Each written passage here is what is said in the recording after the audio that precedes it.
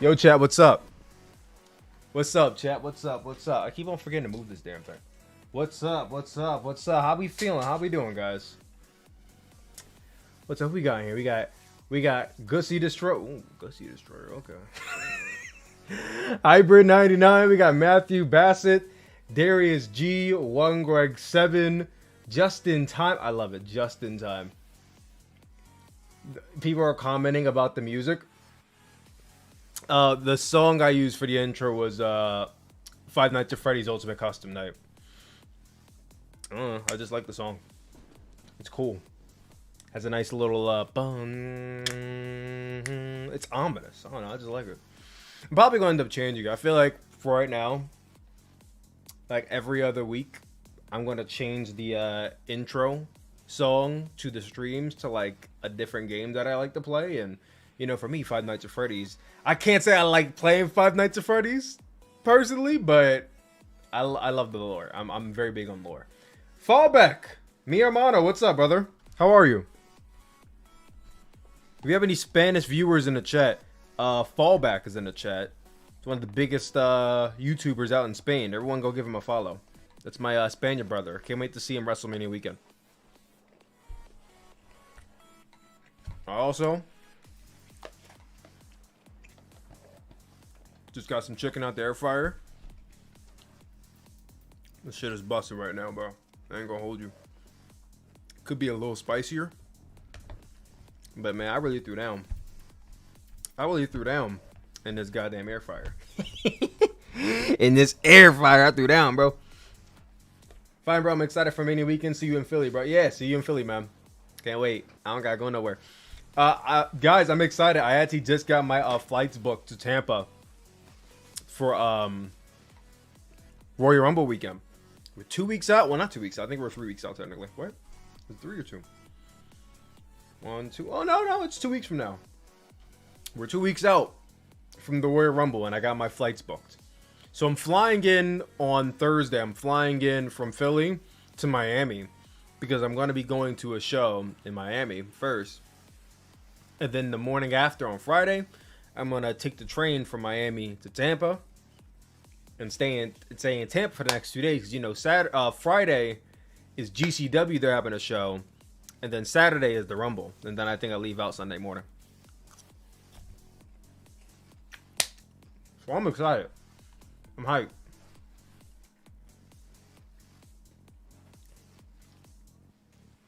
Did you see about Mercedes Monet? What's going on with Mercedes Monet now? What's going on, Mercedes? Because I feel like every other day I'm hearing about something different with her. She's going to AEW. She's not going to AEW. She's going here. She's going there. You know what? Just before we went live here, I saw a video by Plana Productions. Figured we'd give it a watch. We'd watch this Plana Production video because I don't know what's going on. You're the first person to mention Mercedes in the chat. And like the fact that you mentioned it and I saw that video about her, I didn't even watch it for real. But I saw that video. I'm like, you know what we should do? Let's react to that video and see what's going on with her. It'll give me an excuse to eat and talk. God damn it, my hair's in the way. There we go. Oh no, not Plana. Listen, bro. I know Plana's not a favorite in the wrestling community. But it makes for good commentary, okay? Josh Dowry, what's up, man? It makes for good commentary just to watch people who I may not agree with. Because I ain't gonna lie, I don't agree with all of his takes. Honestly, I don't agree with a lot of his takes. But, you know, I mean, like, it could make for some good content. So, why don't we go? We're going to watch another video on the stream as well. But I want to watch that Plana video first because it's literally in my history. I clicked on it for 2 seconds and I clicked off of it. It was posted 2 hours ago too. Hold on. We're gonna do it. Alright, chat, you guys ready? You guys ready? Let's do it. Not that. This. Okay. Hold on, I gotta do something real quick. I gotta screen capture.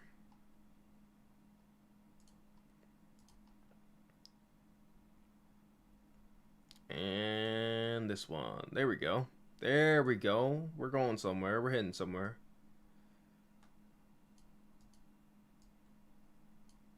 There we go. All right. So we're going to watch this video right here, chat.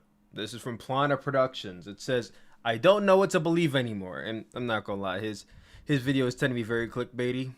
But it's all right. I'm a content creator, so I get it. So, we're going to watch this video and see what he has to say. The booze in the chat. Oh, man. Did y'all not like his take? Well, we'll see if I agree with his take. All right. Let's see if I agree with his take. Maybe I will. Maybe I won't. Mercedes Money is currently the hottest free agent. Well, first of all, it's Monet, not Money. I don't mean to be that guy. Hold on 1 second.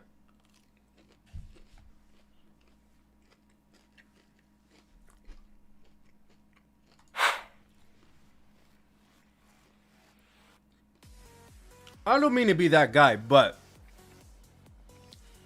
one of my, pet peeves is when someone pronounces a wrestler's name wrong. And listen, I understand if the wrestler just debuted, maybe they have a hyphen in their name, they have the little asterisk or whatever that thing is called in the name, you're not incredibly versed in another language, maybe it's a foreign name. I get it. It takes a while to adjust. Or even if the wrestler used to be called something else, and now they're going by another name, and you're used to calling them the other name, so now it's a bit of adjustment. I get that. It takes time. It took me a while to get used to calling him Daniel Bryan, Bryan Danielson, and Edge Adam Copeland. And, when it comes to Japanese wrestling names, I didn't know it was Miyu Yamashita. I thought it was Miyu Yamashita. A lot of the times in Japanese culture, you don't say Shida, you just say Shida. Or however the case may be. But Konosuke Takashita, I thought it was Takashita. It's Takeshita. It's some people get it wrong. Gunther. Some people still say Gunther. And it's why are you still saying Gunther? That stuff like that gets on is a pet peeve of mine. Because it's I understand it's a foreign name. But he's been on the main roster for over almost 2 years now. How are you still calling this guy by the wrong name? How are you still mispronouncing this guy's name? Every single week, you hear Samantha Irvin say, Gunta! She pronounces it correctly. Now, mind you, she does a bit more enunciation, and that's why she's the GOAT. But she pronounces the name Gunther. Or Gunta. Because, in German, it's Gunta. You know what I mean? She pronounces it that way for a reason. Because that's the correct pronunciation. So how are you, after 2 years, still calling him Gunther? Same with her, Mercedes Monet. It's at the very beginning of the video, you hear Plana. God damn it, I got the wrong thing in. At the very beginning of the video, you hear Plana say, Mercedes Money is current. Mercedes Money, bro. Money? Mercedes Money. First of all, there's guys, that's not a hyphen. What is that little thing above the E called? What is that thing above the E called? I forgot what it's called, but it's usually in the European language. It's M-O-N-E, bro. Monet. I understand if it was M-O-N-E-Y and it looked like money, but no, it's accent, thank you. I understand if the Y was there and she said, and her name was still pronounced Monet, it'd be well, the Y is there and I say money. I get that. If it's spelled the same way but pronounced differently, I can understand that. But she's been Mercedes Monet for a year. How are we still mispronouncing her name? Like I said, pet peeve. We gonna keep it rocking and rolling. Let's continue on with the video despite that. And I gotta plug in my headphones too, because I didn't plug my headphones in. I don't want the echo to be there. Let's see what dude has to say about Mercedes Money, as he says. Currently the hottest free agent in 2024. It's only been 1 week into the new year, and I've already seen so many conflicting reports about her contract status. The conflicting reports about her contract status is so funny to me. If you guys don't follow me on TikTok or Instagram, I did a video about it. About how I find it so funny that nobody knows her contract status, but yet every single week we hear she's in contact with AEW, she's in contact with WWE, she's in contact with with Impact or TNA. Like every week it's something different. It's so funny because no one knows what's going on. Nobody knows what's going on. I think that's the funniest thing. I'm not even like, people ask you, oh, what do you think Mercedes is going? Like, bro, I don't know. I don't want to say I don't care because I do care, but like, I don't know. I'm just in for the ride. A lot of the time, I feel like as I've gotten older, I just become more like in for the ride for wrestling. Like I've kind of dialed back, and I'm not gonna say I don't fantasy book. I'm not gonna say I don't future predict and future proof shit that I want to happen, because every wrestling fan does that. But I feel as I've gotten older, I've just been more able and more willing to sit back and just kind of let shit play out and see what happens, and then give my opinions after it happens, as opposed to kind of like putting in preconceived. Like, obviously I still do it, and I'm not gonna never not do it, because number one, I'm a content creator and doing predictions fucking works. And number two, like, I feel like everyone always has speculations and ideas for what they want something to be. And it's fine to say that. But there just comes times where it's like there's a lot of shit going out. There's a lot of information going out, especially conflicting information, conflicting reports, where you just got to say, you know what? I'm going to take my hand off the wheel and just whatever happens, happens. So that's kind of how I am about this whole Mercedes thing. Like, I don't know where she's going. I keep hearing different things. At this point, she ain't going to tell us where she's going. She's just going to show up and we just going to pop for it, or we going to boo it. I highly doubt anybody's going to boo the fact that Mercedes went to W. Maybe the tribalists will, but I highly doubt any real fans that are sane are going to actually boo her for going somewhere else. You know what I mean? Like, honestly, I think end of the road, she will end back in WWE at some point. That may not be this year. That may not be today. That may not be next year. But I feel like in some point, she's going to end up back in WWE. Could be at the Royal Rumble. Could be later this year. She's going to end back. She's going to end up back there at some point. If she ends up going to AEW, she ends up debuting on Dynamite tomorrow. I mean, not tomorrow. On Wednesday.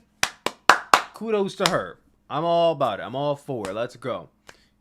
If she goes to TNA Impact, if she debuted at TNA Hard to Kill this weekend, big pickup for TNA.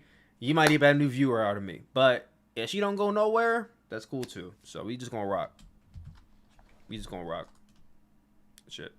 You got people saying she's going to AEW, and now a new report came out from PW Insider that said this. In regards to Mercedes, the last we heard, which was around Christmas week, was that WWE would absolutely love to have Mercedes back and have made that clear, and that at least early discussions between the sides have happened. Isn't this all stuff we know already? In regard to Mercedes Monet, the last we heard, which was around Christmas week, was that WWE would absolutely love to have Mercedes back and have made that clear, and that at least early discussions between the two sides have happened. One WWE source felt confident in her eventual return to Sasha Banks, but cautioned that until deal is signed, nothing is ever official. This is a bunch of nothing. This tweet is literally a bunch of nothing. We could have just assumed this. I don't know. Sometimes I feel like these reporters just kind of say shit so that way they have something to say that day. Because, you know, that's their job as journalists. They need something to say. And I'm that way as a content creator. I feel like sometimes I need something to say. I need a video to go out. So I get it. But this is one of those tweets where it's like we already knew this. I don't know why you just said that. One WWE source felt confident about her eventual return as Sasha Banks, but cautioned that until a deal is signed, nothing is ever official. This makes you question the source telling Fightful and Brian Alvarez that she's most likely going to debut in AEW. It had nothing to do with Brian Alvarez and Dave Meltzer. It's everybody. Literally everybody has conflicting reports on her, bro. I know Brian Alvarez and Dave Meltzer are the easy targets in the wrestling community when it comes to like false information, but it's like when every other reporter is saying the same thing or something different, you can't just pin it all on Dave Meltzer. I know that's everybody's favorite pastime is to bully Dave Meltzer, but if every other reporter is saying it and they're also wrong, then it's everybody, not just that one person. Just to come to Dave's aid this one time. Because I feel like he gets dogged on a lot. And from time to time, rightfully so, to get dogged on. But like, this is one of the few times where it's like, if you bullying Dave for being wrong about Mercedes, you got to bully Sean Ross Sapp. You got to bully WrestleOps. You got to bully wrestling. You got to bully everybody, bro. Because everybody just seems to not know what the fuck is going on. So, I don't know. Well, Sean Ross Sapp, like I said, I feel like Davis is an easy target for people. Actually jumped in and said this after seeing this tweet going around, and he said not leaning towards their expected. Like I said, now Sean is saying Mercedes is expected to go to AEW. And watch, he shows up on Raw tonight. And then it's going to be like, oh, are we going to have that same energy? We can't hear the video. You guys can't hear? I see the desktop audio is moving. Hold on. Said most likely going to. Guys, you guys hear the video? Well, Sean Ross Sapp actually jumped in and. Can you guys hear that?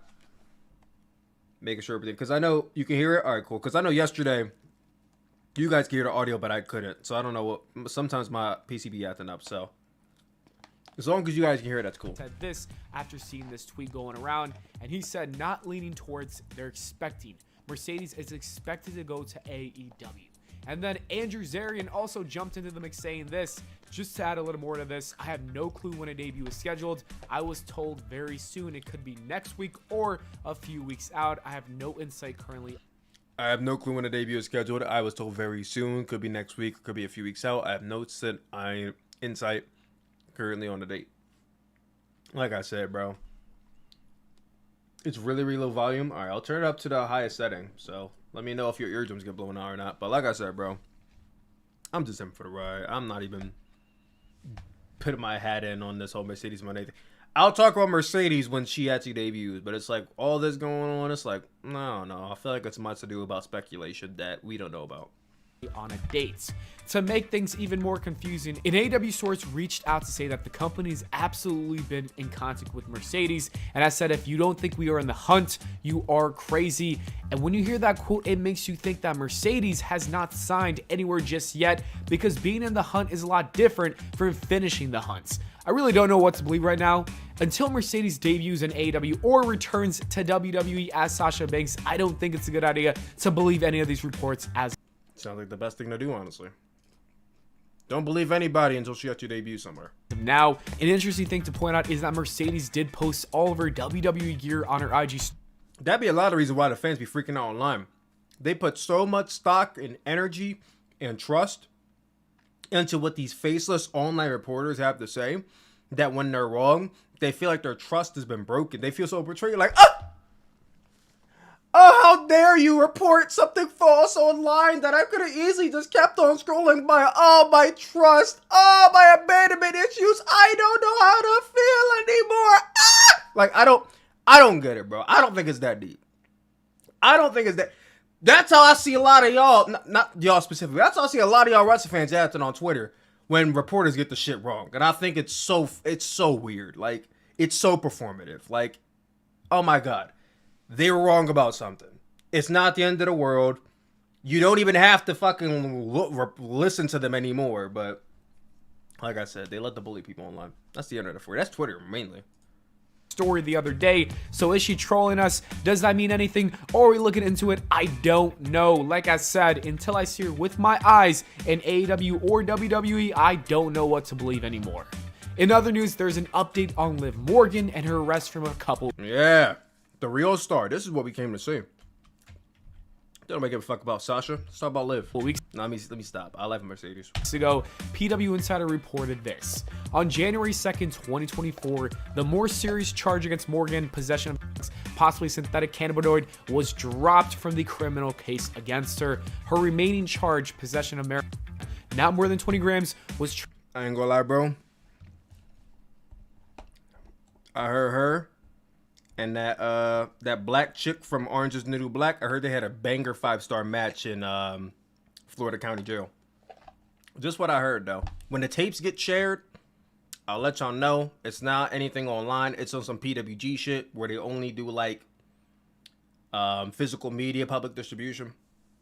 Only through VHS tapes and shit.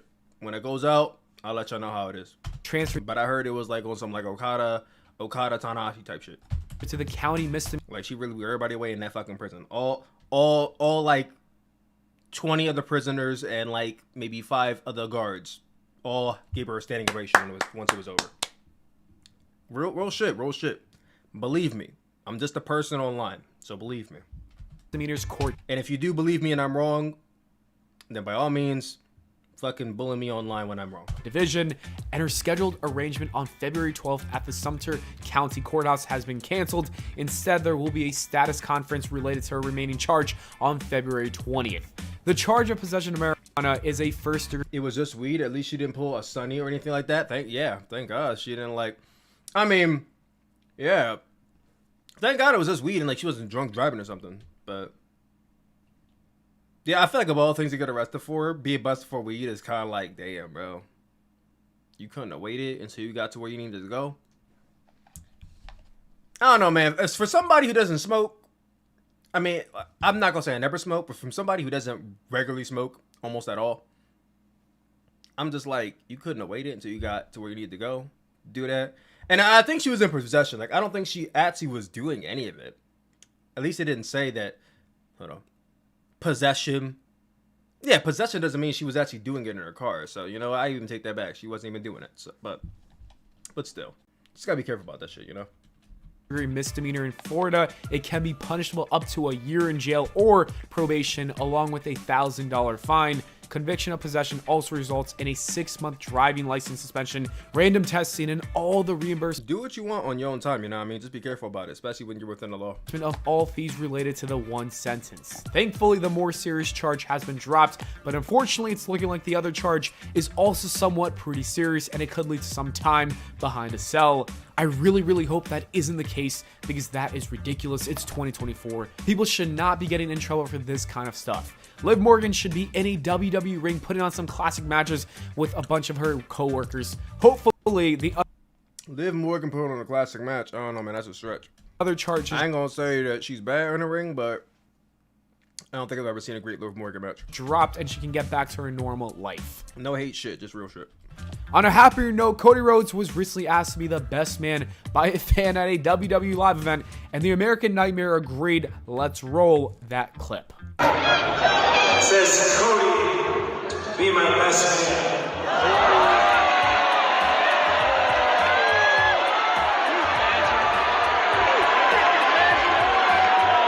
What should I say? I'm sorry, man. Man, I need Cody to be my best man at my wedding. When it happened to like, no, whenever the fuck my wedding happens. I mean, I'm not even married to nobody or in a relationship, but when it happens, Cody, you remember that time you hooked me and my family up with those tickets? Hooked me up with a fucking that best man shit. Also, pay for my wedding too, because you got the money. You got the WrestleMania 40 WWE Championship money. You can pay for my wedding. I don't hear well. What should I say? All right, couple, we've been together 2 years and you're not convicted of a felony. I will indeed be your best man. I'm sure Cody Rhodes is actually going to go through with this, and that is absolutely awesome and hilarious at the same time. This is the babyface WWE has been looking for since John Cena left. Cody is for the people, and I can't wait to see the WWE post all the clips from that wedding. It's going to be so great. This is why he's got to be the WWE champion by WrestleMania time. I don't care if it's beating Roman Reigns. I don't care if it's beating Randy Orton. I don't even care if it's beating The Rock. I just want to see Cody Rhodes win that belt and truly become the face of the WWE. Yeah, what if it's one big ruse and Cody Rhodes gets there and it's like literally everybody's just like doing their vows and whatnot. The bride has the fucking like veil over her head, and as the fucking husband to be is like reading like, "Oh, I love you so much," and then he goes to lift the bride's veil up. And it's fucking Roman Reigns under that bitch. And he starts fucking attacking Cody Rhodes. And he's like, I'm coming back for my fucking WWE chip, bro. Imagine the fucking heat. He would see, this is how y'all wrestling fans think, man. Y'all be thinking about some crazy shit.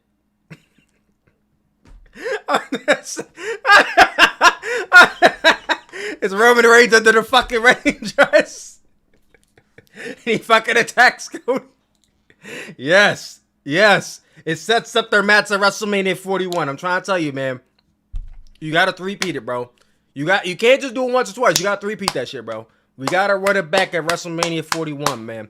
It's like Cody's up 1, Roman's up 1. We gotta get that tiebreaker in there. Fuck it. You can even throw The Rock in that fucking bitch. He might even show up this year. Put The Rock at 41, man. Roman, Rock, Cody. Rock could be the fucking, the fucking priest that's officiating the shit? Yeah, it could be Rock officiating the shit. Cody's the best man, and then it turns out Roman Reigns is under the dress, and he starts attacking people and shit. Nobody clipped this, by the way. This is terrible booking. Something I don't want to see is the Undertaker make. God damn, bro. Why the Undertaker catching a random straight for? Undertaker out here catching a random. Let me finish him out. Hold on. Let me hear what he has to say. Of the WWE.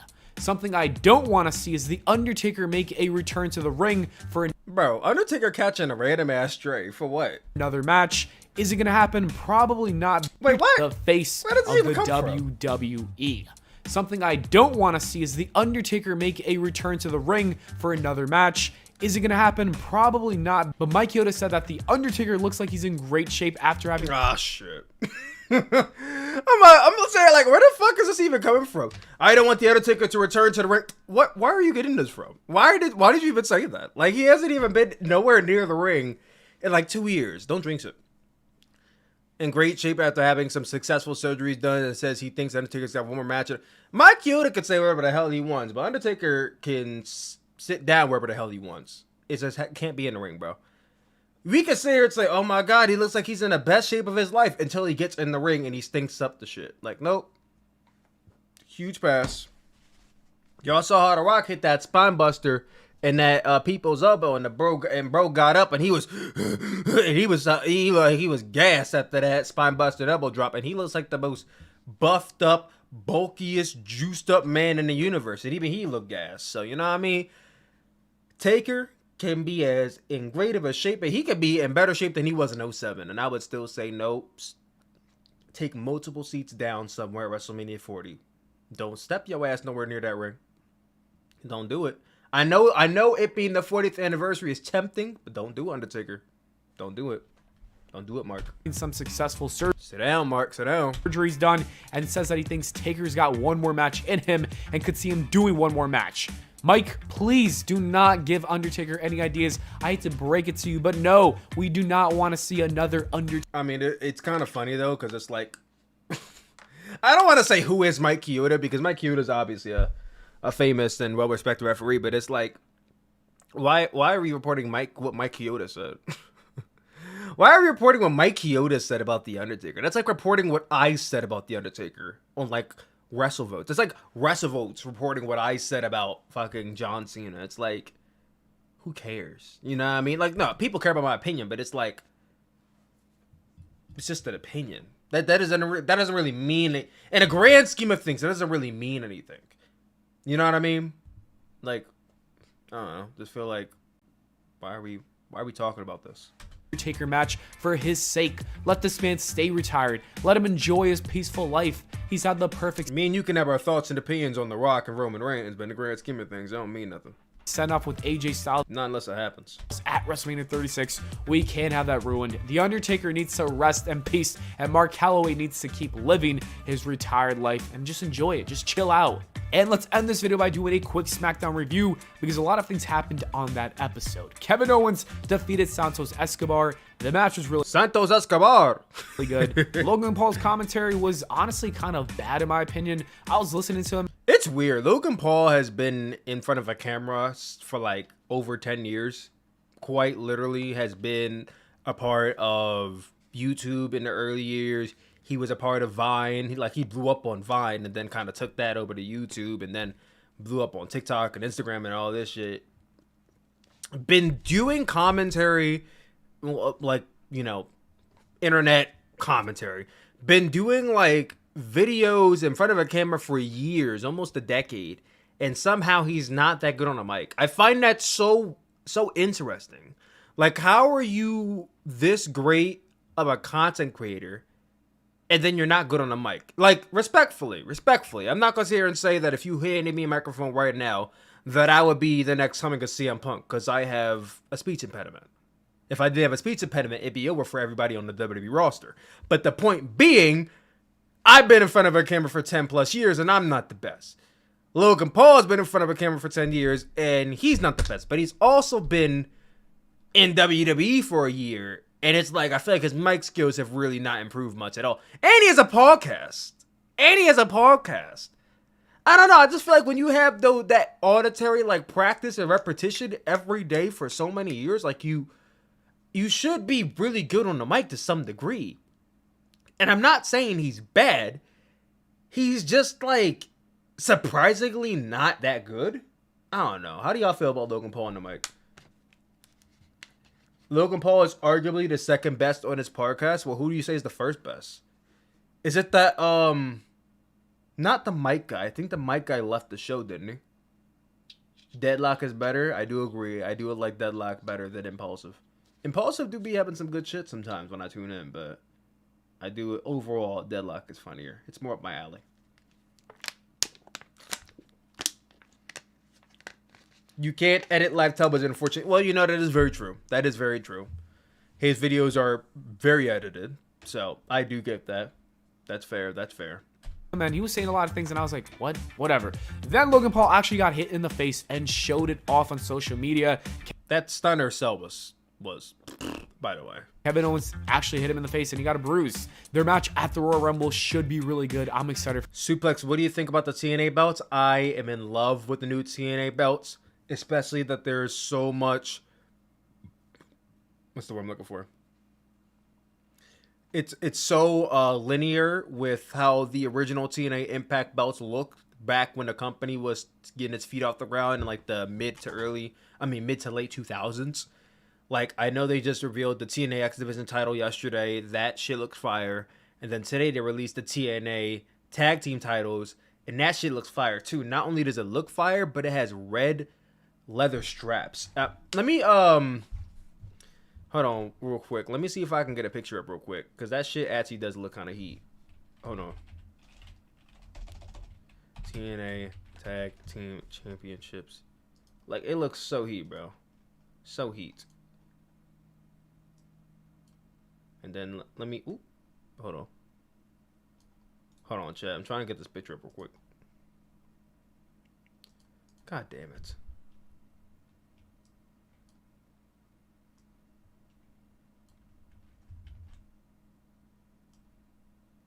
I gotta like screenshot this shit because it's not coming through on my end.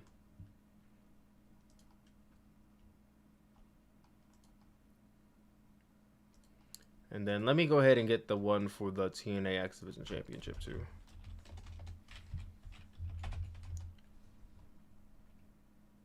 Let me get both of them designs in here. We could comment on what we think, how we feeling about it.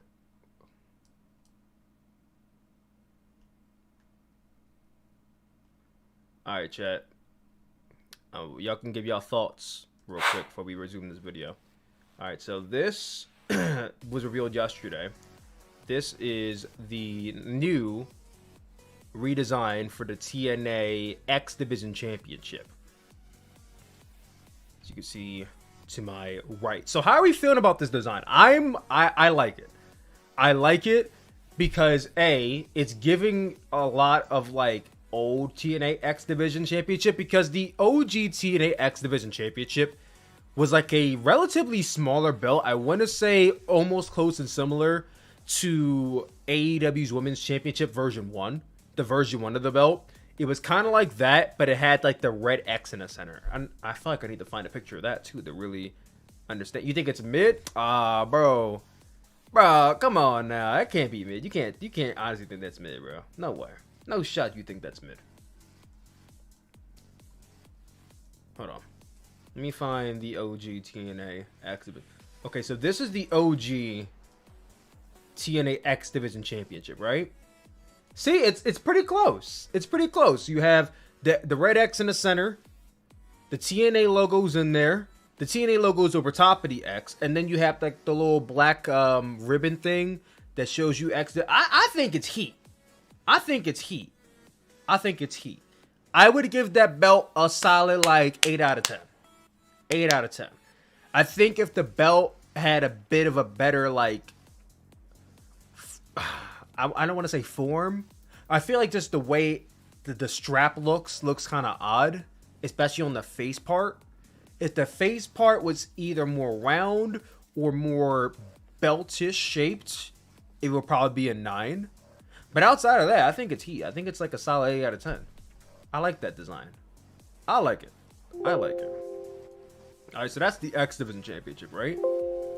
So then they revealed today, they revealed the TNA Tag Team. Now this joint right here is sexy as hell, bro. Again, I'm not crazy about the face part of the belt, like the strap part, like it's going like into a triangle. That triangle form at the top is just odd to me. I don't know. I don't know why the belt's doing that. But the side plates, the front, it has the World Tag Team and the black ribbon and the champions part, and then the finishing touch, bro. The kiss, the cherry on top of the icing on top of the cake is the red strap. I think the red strap adds so much character to this belt. So much. You know what I would say? I get why they didn't do it for the X Division Championship, because the red X in the center was kind of enough. But I feel like if the red X and the red strap were there, it would even be more heat with the X Division. But I'm fucking with the tag team titles. I would give that shit like 8.5. Because that I think that strap, the red strap, that's just doing it for me. That's just doing it for me. It's doing something to me, honestly. She watched the Great Ones video he uploaded an hour ago. What's the video called? What's it about? I'm fucking with it, honestly. I don't know about y'all, but I'm fucking with it heavy. I think it's tight. So I think tomorrow they're gonna reveal the Knockouts Championship, which, as long as they go back to the roots. Because I know right now they have the Impact World title, which is fine. But the OG TNA Knockouts Championship with the white strap and the crown at the top. Like, this shit right here. Hold on. Oh, hold on. Can't do that one. Let me bring up Trinity's belt real quick. We're going to bring up Trinity's belt, and then we're going to bring up the Knockouts Championship. That way we can do like a side-by-side comparison. Because I think tomorrow they're unveiling the Impact Knockouts Championship. God damn, why has it got to act so weird? All I'm trying to do is upload a picture of this, and it's acting so funny right now. I needed to get it correct. Okay, there we go. We got one.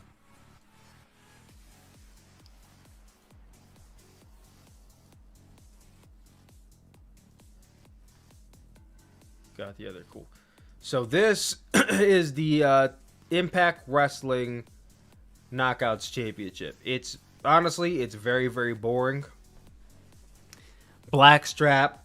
The title belt itself is not even like gold. It's like it looks like almost like a rusted bronze, like a faded rusted bronze, and then it's on. It just looks so lame. It's so lame. I'm not crazy about it at all, right?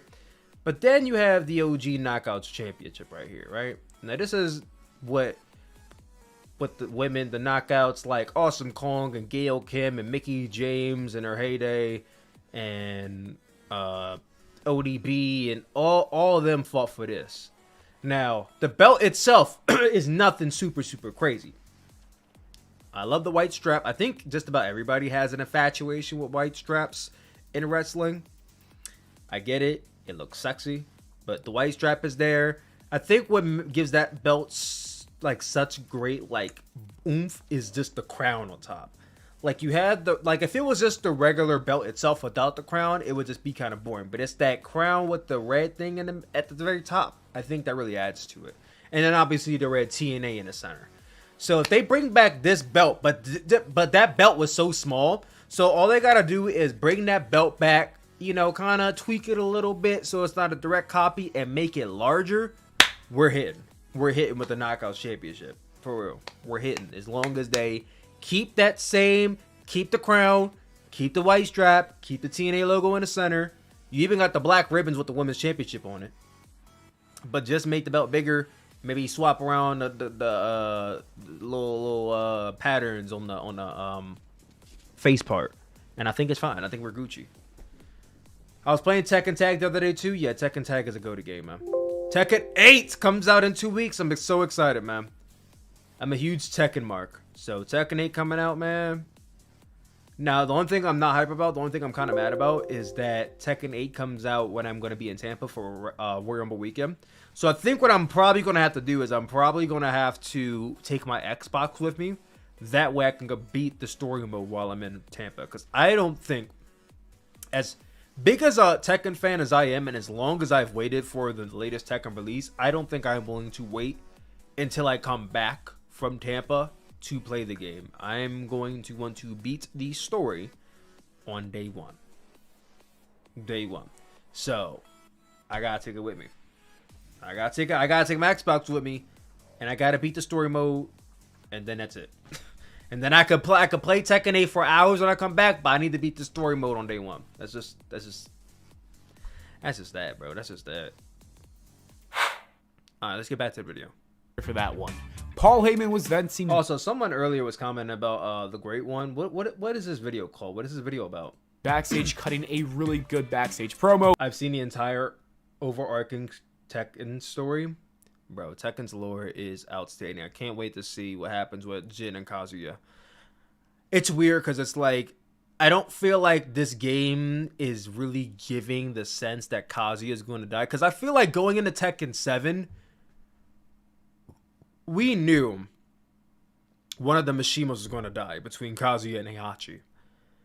Just by the energy the game was giving, by the way everything was grim and building to it, we knew one of them was going to die. And I think everybody knew in their heads it was going to be Heihachi because he was older and everything.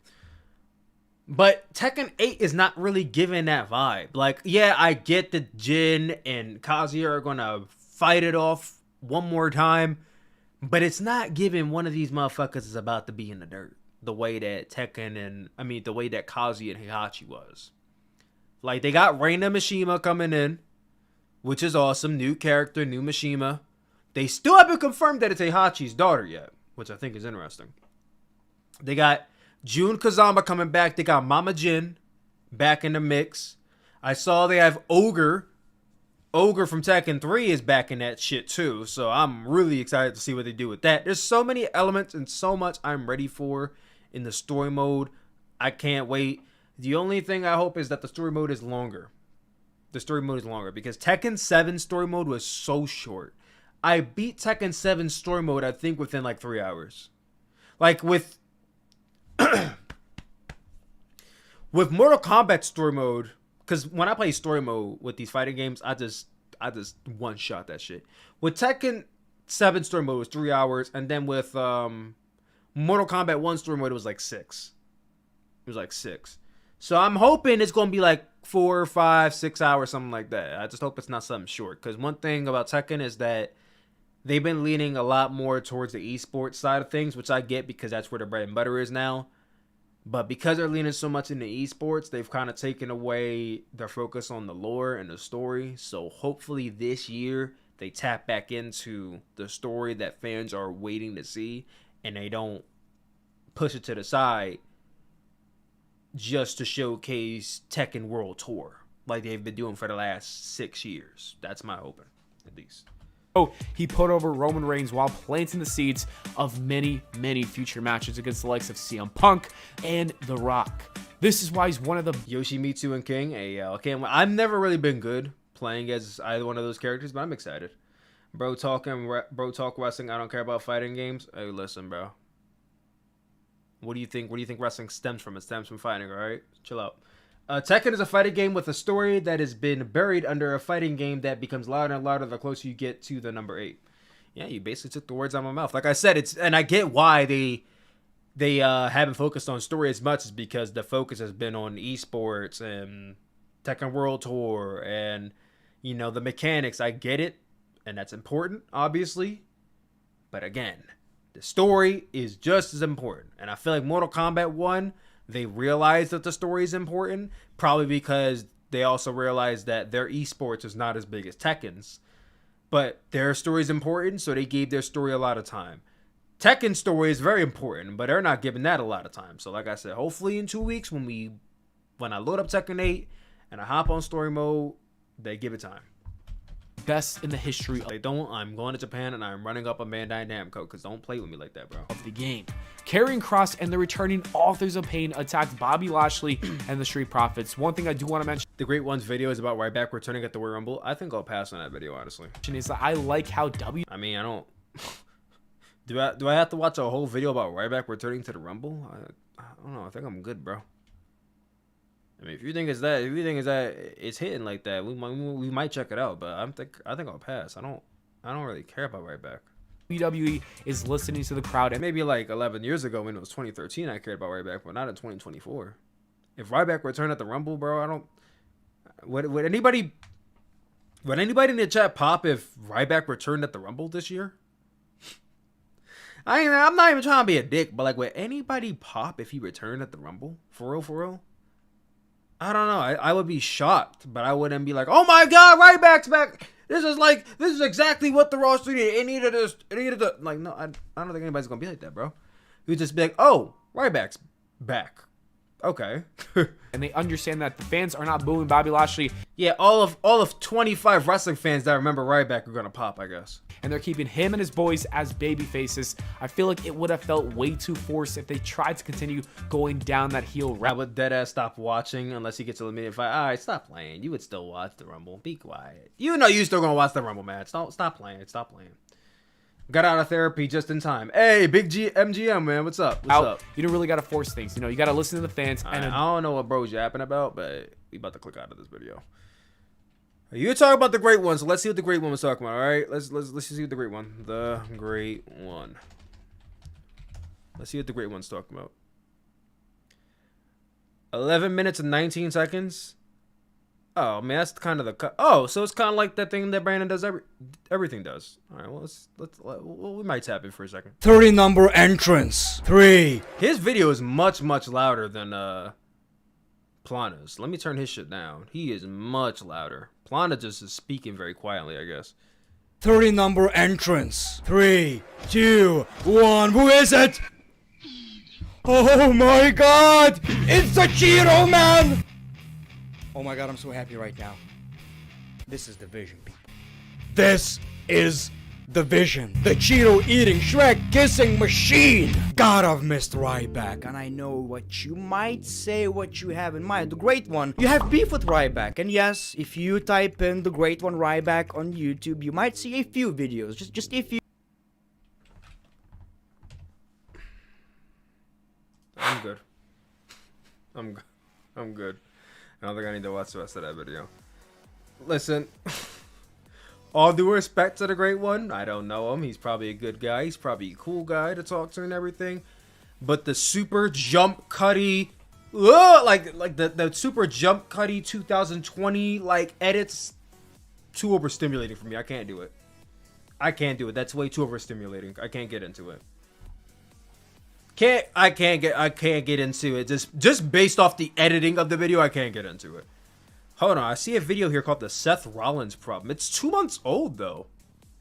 Should we tap into this video? Look at this, guys. There's a video here called the Seth Rollins problem. It's 2 months old, so it has to be from 2023. But I'm curious about what this guy has to say. Seth Rollins is the genius of the Roman Reigns style. Oh, this guy. Wait a minute, hold on. Is this guy cooking? He has 7,000 followers. All right, hold on. I'm gonna give small YouTubers a chance. I was a small YouTuber at one point. What do you got? What do you got in the oven right now? The genius of the Roman Reigns title run is 12 days old. This one is actually 12 days old and actually has more views. So do we click on this one or do we click on the Seth Rollins problem?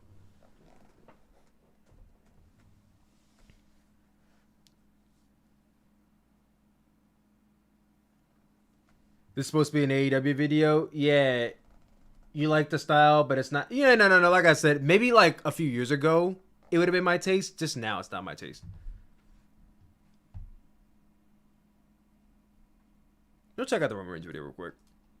if there's one, it's 9 minutes. We'll check it out real quick, and then we're gonna do a tier list because I know y'all been waiting.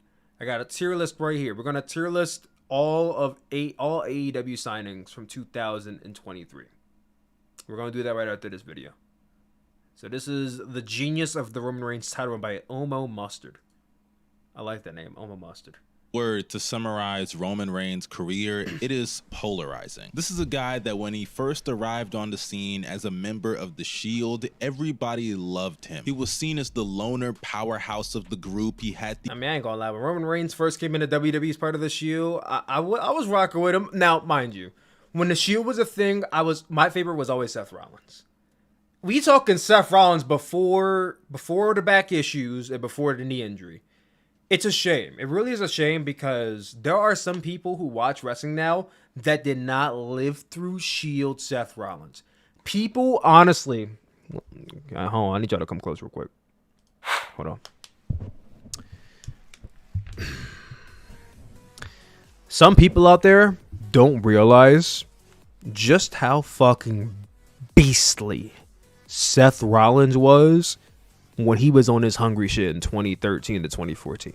When Seth Rollins was in those trios matches and he would get that high tag and he would just start diving all over the fucking place and doing the stomp and the power bomb, and bro, he was on one, bro. You couldn't touch Seth Rollins. When people were talking about that Seth Rollins versus Will Ospreay dream match, I mean, I ain't gonna lie, if it happened today, it probably would be great, but if it happened with today's Will Ospreay versus 2014 Seth Rollins, oh, for sure it'll be the greatest match to ever live. Better than Rock Hogan, better than Rock Austin, better than John Cena and CM Punk, better than Austin and Brett, better than Undertaker, Michael, better than all that, bro. Will be Seth Rollins from 2014 versus Will Ospreay. Better than Okada? Oh yeah, better than all four of them bitches too. Ospreay from 2024 versus Rollins from 2014 would cook that hard. And people don't realize that. And it's very sad. But, like I said, Seth Rollins from that era, untouchable. Untouchable. these great spots. Roman Reigns wasn't quite him yet. Roman Reigns still had some time to go. Roman Reigns still needed some time in the oven at this point in time. But there was potential, and I think WWE saw the vision, and that's why they were pushing him so damn hard. He was the orchestrator of the triple power bomb. His spear looked Bugging a little bit there, in my opinion. Bugging with what, bro? Don't be mad. Don't be mad because I'm speaking facts about Rollins and Ospreay cooking. amazing, and he rarely talked. So when the Shield inevitably did break up a little bit prematurely, We are the Hounds of Justice. in my opinion, but that's a convo for another day, the Roman Reigns push was something that everybody was intrigued for until we got the Roman Reigns push. Now, I don't have to spend too much time addressing how bad that first Roman Reigns push was. We all were alive to see it. In 2016, Grantland... Was there anybody here who did not live through that? Was there anybody here who did not live through the Roman Reigns push of 2015 and like, what, 2018? I want to say that big, huge Roman Reigns push from 2014 to 2018 when he announced that he had leukemia. Because I think that's when the fans really started to soften up on Roman Reigns, was after he announced he had leukemia. Was there anybody who didn't live through that? Real football, you said me? Oh, listen, bro. God bless you. God bless you. You were spared. You were spared some real trying times, bro. Because let me tell you, not being a Roman Reigns fan during that era of wrestling was some of the toughest and darkest periods of wrestling, bro. Imagine a nigga you hate getting everything in the world while you have to eat table scraps. That's what it was like for those 5 years of having Roman Reigns getting pushed and shoved down our throats. While we actively told WWE to their face multiple times, we don't want this man as our guy, but they were still adamant to push him. And they kept this up for 5 straight years. 5 years. They kept that up. They were going to force you to like this man. And the only way we actually came around is when he announced that he had leukemia. It's the only time he came around. And then he came back from leukemia in like 2019. And then COVID happened. And he left. And then he came back. And he was, he was the big dog when he came back. And then he became the tribal chief. And the rest is history. wrote in their article that Roman Reigns was the most despised wrestler in over 25 Surprised Vince listened to Roman turning heel? I'm surprised too, bro. years. But at that point, there was no crowd. So they could experiment at that point. And after he was suspended for drug use, Yahoo Sports put It's easy to experiment with things when you don't have a crowd to tell you that your idea sucks, you know what I mean? out an article and pondered the question on if Roman Reigns is the biggest failure in professional wrestling history. If you would have asked 2016 Sooplex, he would have said yes. And in the same 2016 Sooplex from 2015 to 2018 was like the biggest Roman Reigns hater. I ain't gonna sit here and lie up front. I was a humongous Roman Reigns hater back in the day. Hated everything that this man stood for. And I blame WWE mostly for the reason why I hated Roman Reigns, honestly. But now, I acknowledge the Tribal Chief all the time. 16 When he's actually showing up to work and wrestle, that is. Because he's never here most days. But when he is there, you know, I'll throw my ones up. Roman Reigns was voted the most overrated wrestler by the Wrestling Observer newsletter. And It's funny because wrestling fans, again, are not using the word overrated correctly. Because it's like, he's not overrated. He's overutilized. He was overpushed. He was over everything, but rated was not one of them. He was not overrated. Overrated would have to... I don't think people know what the word overrated means, right? We're gonna do a search on the word overrated real quick.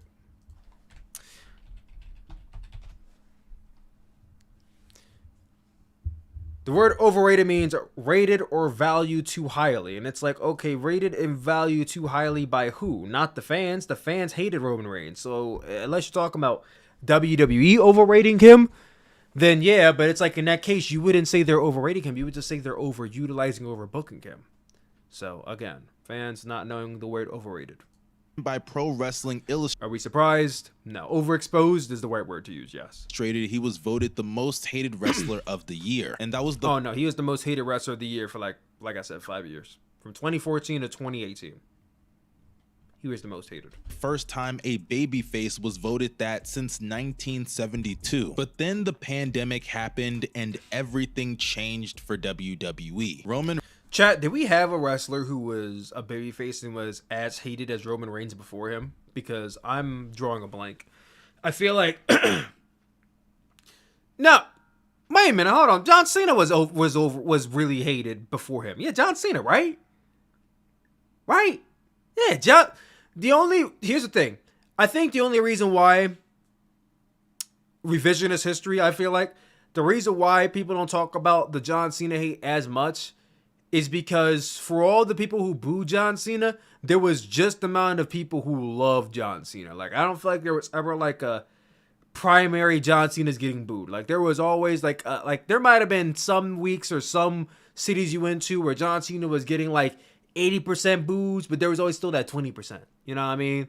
Or most cities, like house shows, you would go, John Cena's getting like 70% cheers, and then there's like 30% boos. Like, it was always like half and half with John Cena. There was a lot full devotion, hatred towards Roman Reigns. I'm not saying Roman Reigns didn't have fans at this point, because he definitely did. I remember my sister was a big Roman Reigns fan for a period of time. But let me tell you, the John Cena hate and the Roman Reigns hate, not quite the same in my opinion.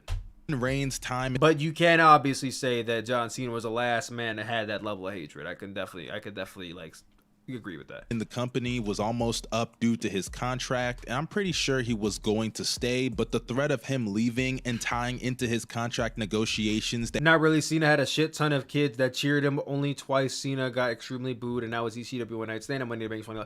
Like I said, with John Cena, it was never like the whole entire arena was booing the shit out of him. It was always like either 70% cheered or 70% booed. It was never a full 100%. Roman Reigns had full 100% heat from crowds he would go to. There would be, from time to time, there would be cities that would cheer him from time to time, but majority of the cities would always boo him and cheer for the other guy.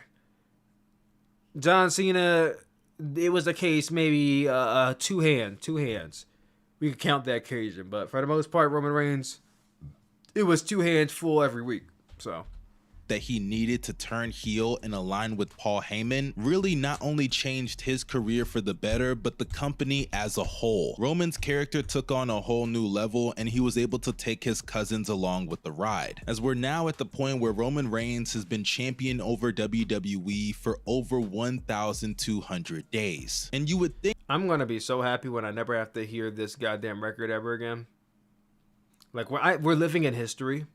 It's crazy to think that when this reign ends, we will be able to say that we lived through history, guys. Because think about it for a second. Think about it. Even though a lot of you are ready for Roman Reigns to drop this title, and I am too. I've been ready for him to drop the title since last year when he faced Cody Rhodes and won. I've been ready for a while.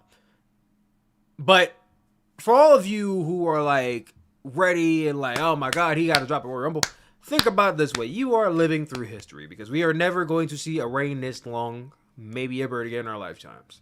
The closest person that could really get to that point is Gunther right now. And what is he on? Day 500? What is Gunther's title reign on right now? Hold on. What is Gunther's title reign on right now? CM Punk is going to be here tonight. Oh, guys, CM Punk turning up tonight. Let's go. Y'all watch it Raw? I'm sure y'all watch it Raw, right?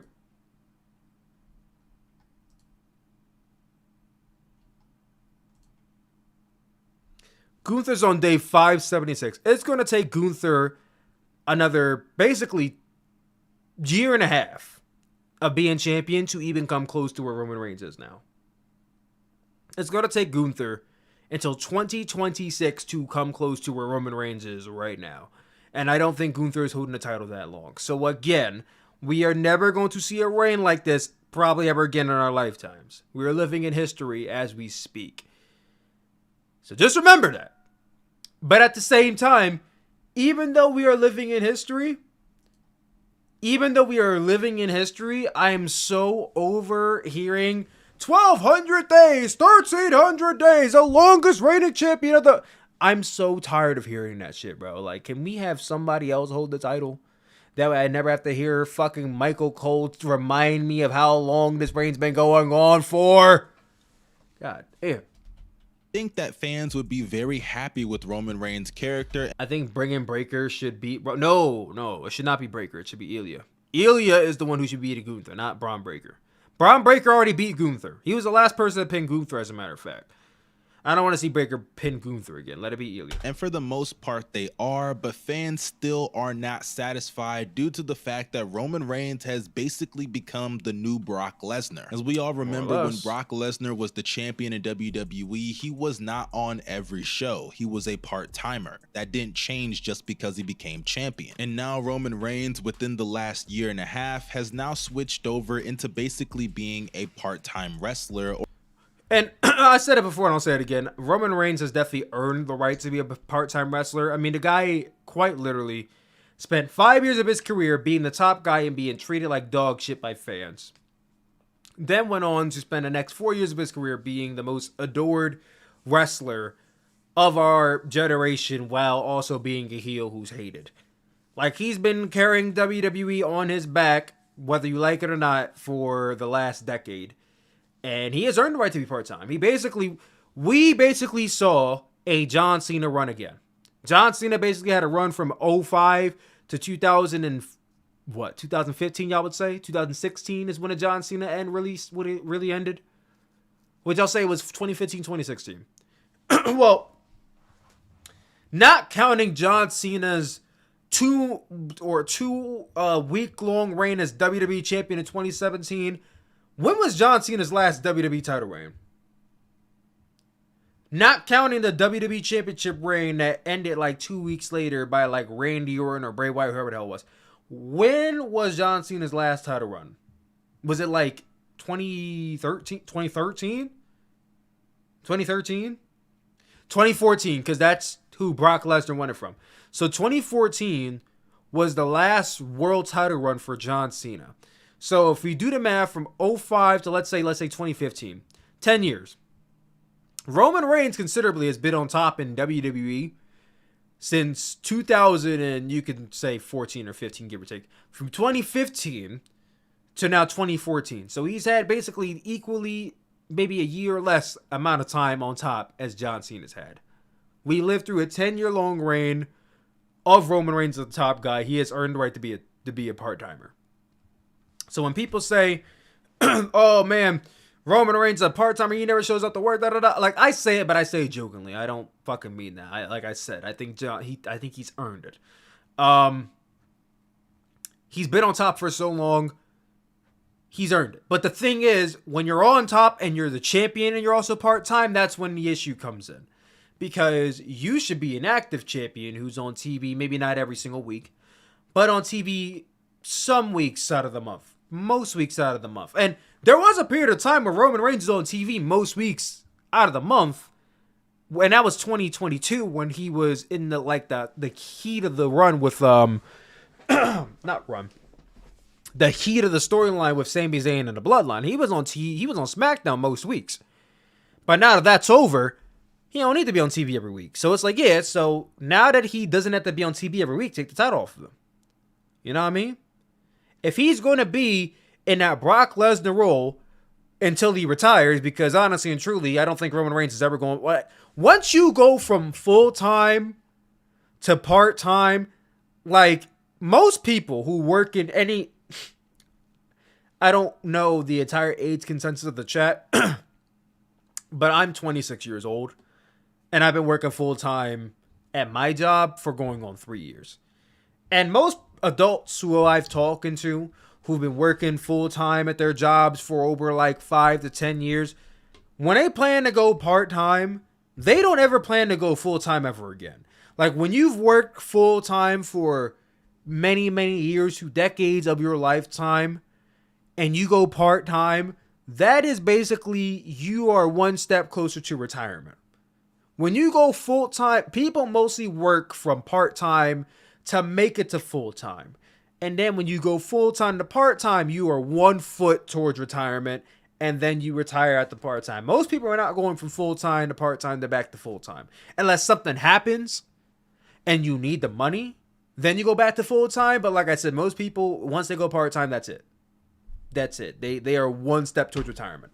So Roman Reigns, at this point, is 1 step towards retirement. Put it that way. So once this reign's over, I don't anticipate he's ever going to hold a world title. Let me not say never. I'm not going to say he would never hold a world title again, because Brock Lesnar held a world title multiple times during his part-time reign. I'm not going to say never hold a world title again. I'm going to say he doesn't need to ever hold a world title ever again. That's what I'm going to say. Once he loses this reign, once he loses this title, whether it be to Cody at Mania, or anybody at the Fatal 4-Way match at Royal Rumble, or Brock at Elimination Chamber for all I know, whenever Roman loses this title, he does not ever need to hold a world title ever again. And you will never ever see him hold a title this long ever again. Because I don't think anybody's going to hold the title that long in my lifetime. Maybe 100 years from now. Maybe 50 years from now when I'm 70, old, and my grandchildren are watching WWE.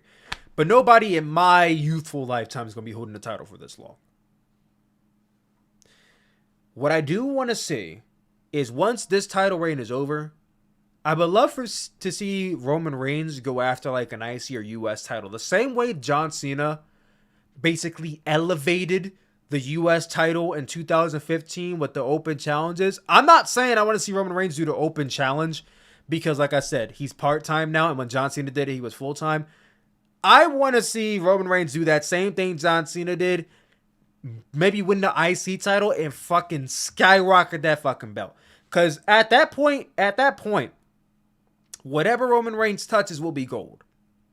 Whatever Roman Reigns touches, whether it be the IC or the US or the tag titles, whatever the case he does, it's going to be gold. Just by proxy of him holding that championship. So I think he could definitely be useful in elevating another title after this point. But that's gonna be interesting to see what they do with him once he drops his title. Or he'll just go to Hollywood, which he'll earn it again. Someone commented earlier, do I think Seth Rollins has earned the right to be part-time? Respectfully, I could say yeah. I could say Seth Rollins has earned it too. Now, the thing is, Seth Rollins has not been in the Roman Reigns position for 10 years. But if Seth Rollins wanted to go part-time, I'd be like, hey, I mean, bro earned it. He's been busting his ass for the last 10 years, basically as hard, if not, you could even argue, maybe even harder than Roman Reigns has. Because Seth Rollins had to work under Roman Reigns that entire time. He had to work up to Roman's level. And there were a lot of weeks where Seth Rollins was doing better than Roman Reigns and wasn't getting that type of recognition. So yeah, I would say Seth Rollins has definitely earned it too. But the thing is, if Seth and Roman are going part-time, well, who's going to take that Seth Rollins spot? Because you have Cody Rhodes taking that Roman spot. Who's taking Seth's spot when Seth steps down and Steph wants to go part-time? Who's taking Seth's spot? Kind of need that secondary top babyface. I was going to say Gunther, but Gunther's a heel, and Gunther is not meant to be a babyface, honestly. Carmelo, well, you got to start building Carmelo up. Carmelo ain't ready to be in that spot yet. You got to think of somebody who's ready now. If Seth Rollins walked into Triple H's office today and say, listen, man, I've put in ages and decades and years of my body in this company. I think I'm ready to slow down. And Triple H respects his wishes. Who's ready to go in that position? I'll leave that question to you guys while I go grab some water, all right? When I come back, I'm going to let you guys answer that question. Who do you think is ready to take Seth Rollins' spot if he goes part-time, all right? BRB, don't go nowhere.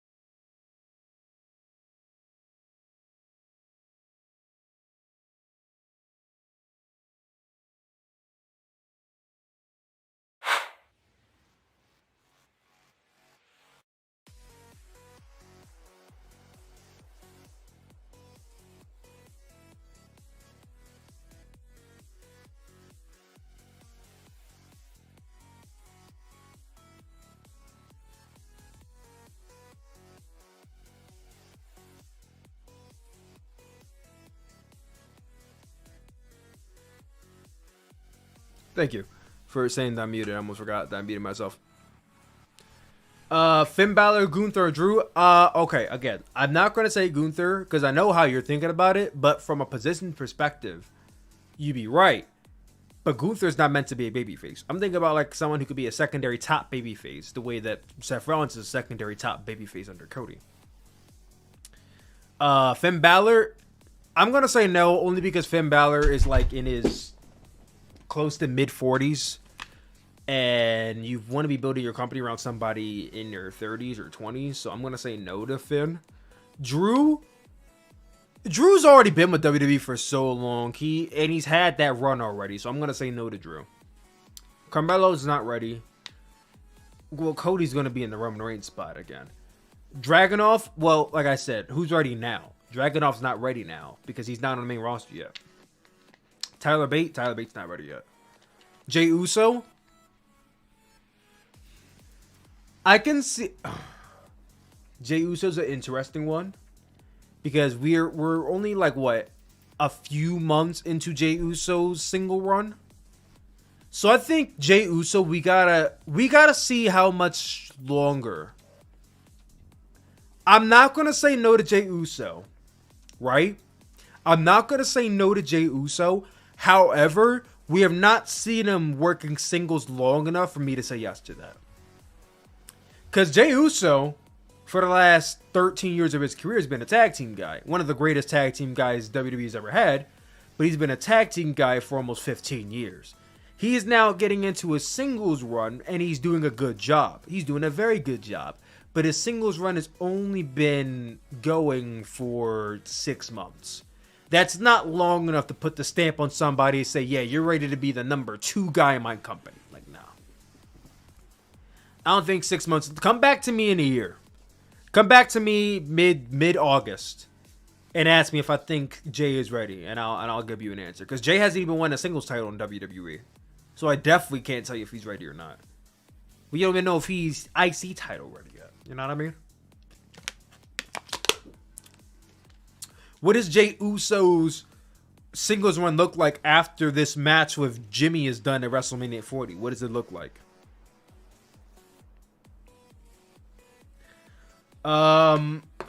Kevin Owens?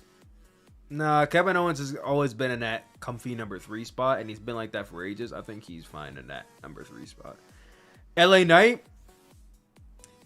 LA Knight, yeah. Okay, so here's the thing. LA Knight, like Finn Balor, is in his 40s. And that's fine now, but long term, that's not somebody I would invest in to be my number 2.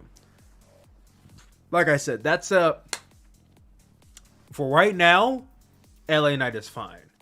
If I'm looking 5-10 years in the future, I'm not banking on either Cody or LA Knight to be the next guy in my company. So like I said, that's a now thing. That's not a future proof. LA Knight, honestly, nor Cody Rhodes is future perfect. So take that into consideration. Braun Breaker has been ready. Braun Breaker is not ready now because, again, he's not even on the main roster yet. But when he gets to the main roster, I will agree. I will think that Braun Breaker can... Ooh... Braun Breaker as a babyface though is kind of sketch because he's a damn good heel, but as a babyface it's been kind of iffy. I think with the right character though that could work. Brutus Creed, no. Sami Zayn again, like Kevin Owens, he's in his 40s. That's not somebody I would future proof. That's more of a now thing and not a 5-10 years out from now. I don't see Sami Zayn being my guy. Like, guys, who is someone 5 to 10 years from now in 2030 you can see being the guy who's the guy now? Austin Theory, that's a logical answer. Austin Theory I can buy. Now, Austin Theory is not my favorite, but I can respect that Austin Theory answer. I can respect that answer.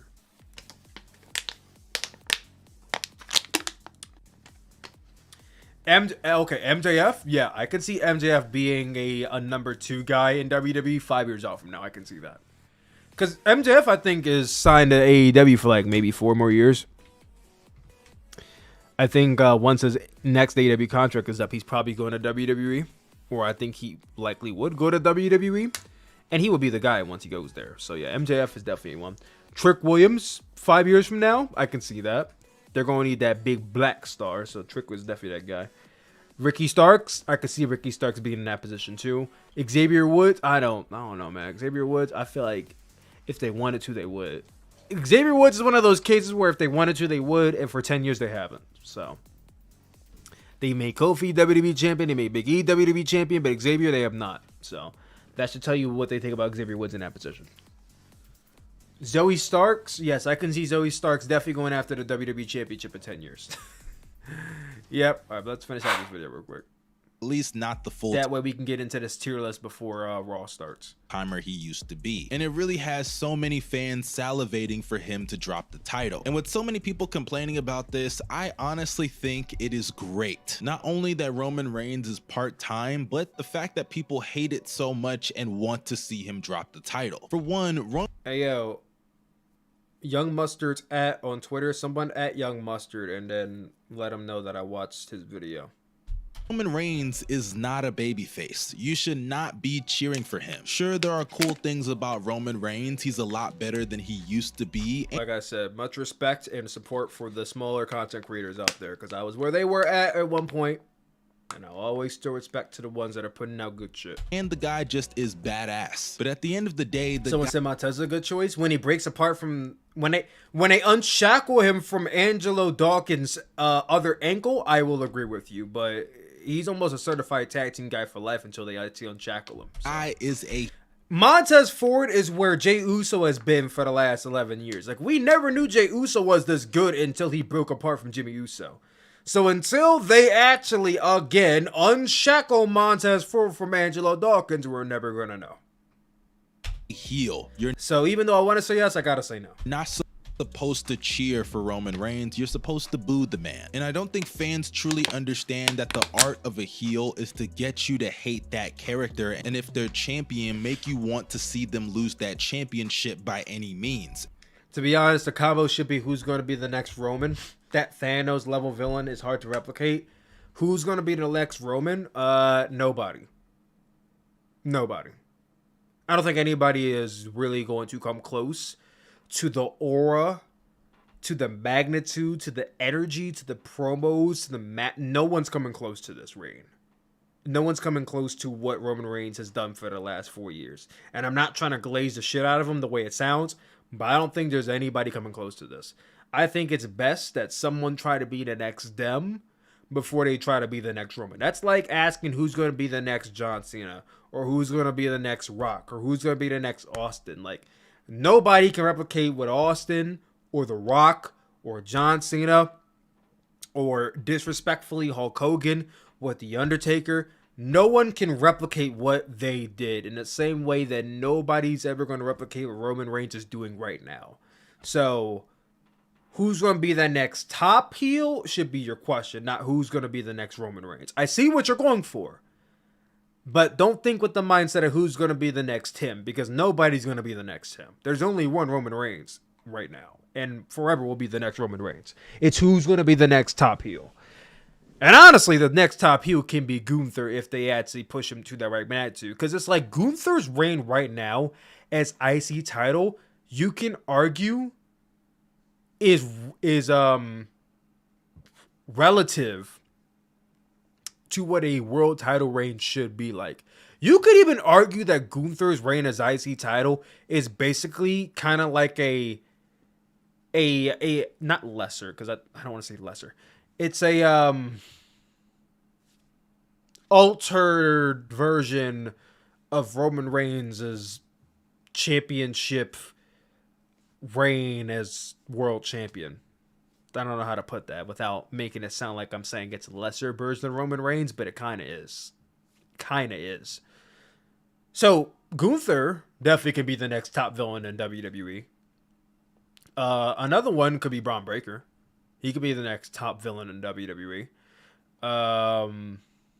There's a couple of people who can be that, but no one's going to be the next Roman Reigns. And Roman Reigns has accomplished that to the best degree. Or MJF in 5 years' time. I mean, look at Gunther, right? He is a heel that everybody likes. Honestly, nobody Look at this. Me and the guy are on the same page. I like him already.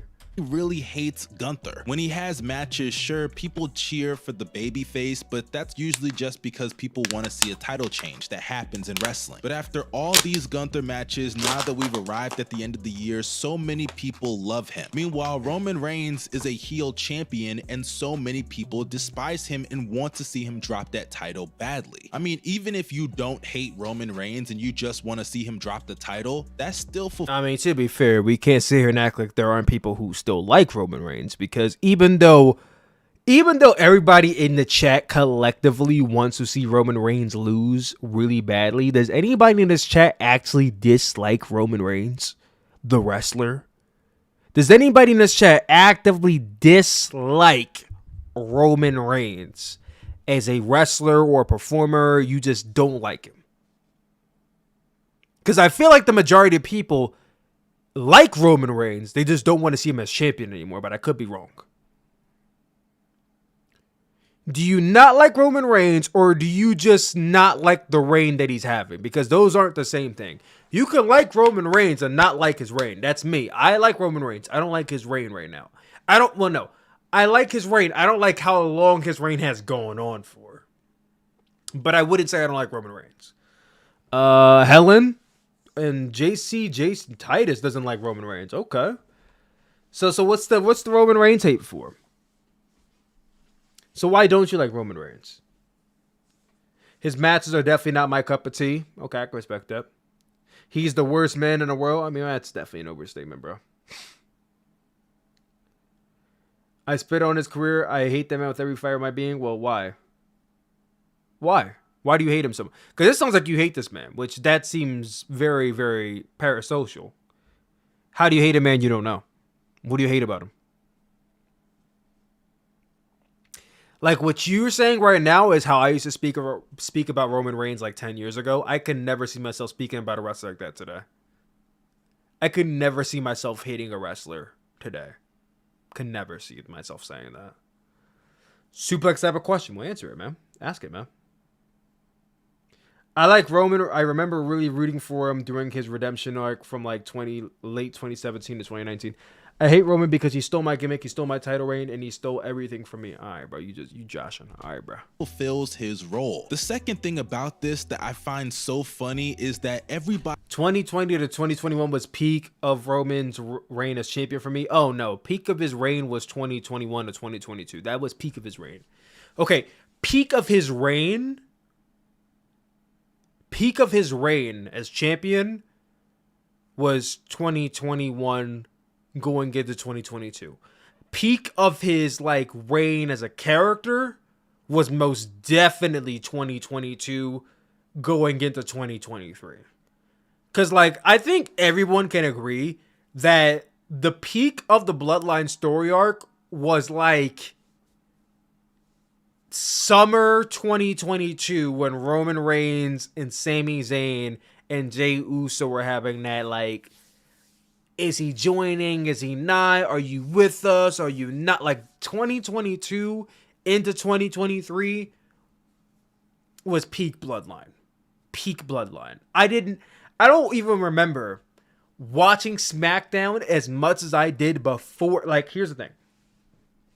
For as long as I have been a wrestling fan, I don't remember ever watching SmackDown as much as I did during two periods of time. During 2016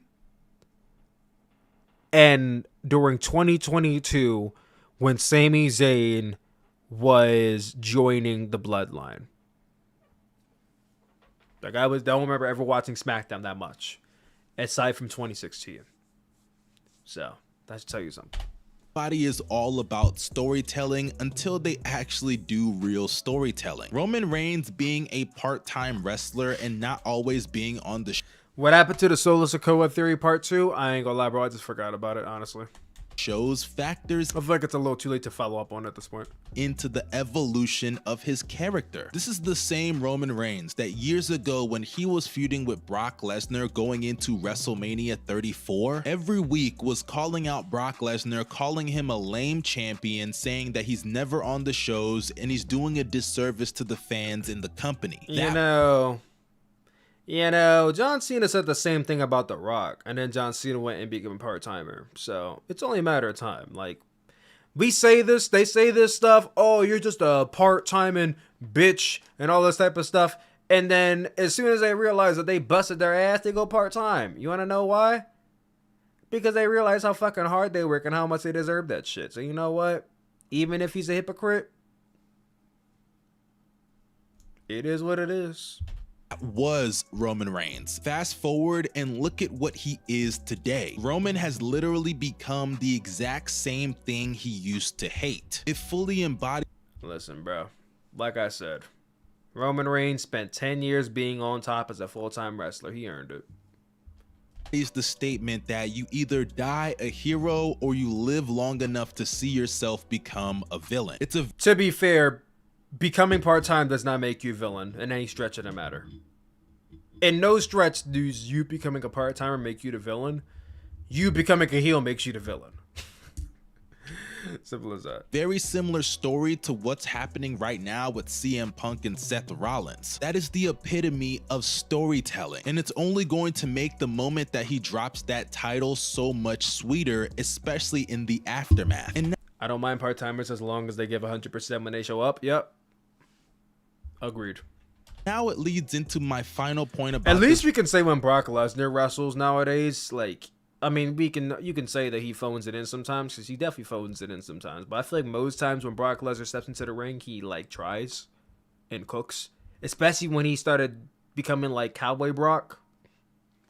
He tries.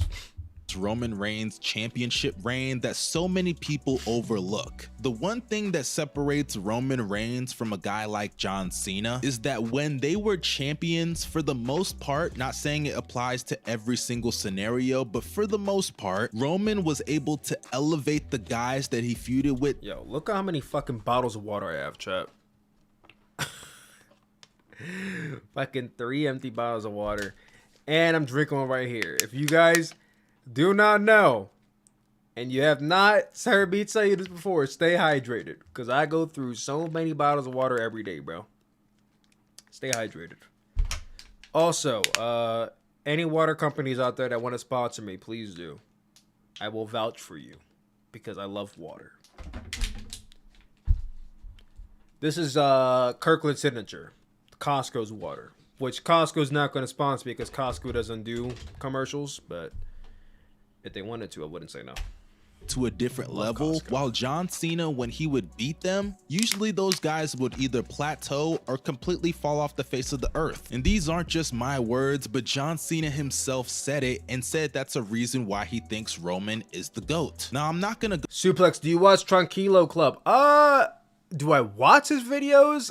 Not really. I know who it is. I've seen his videos before.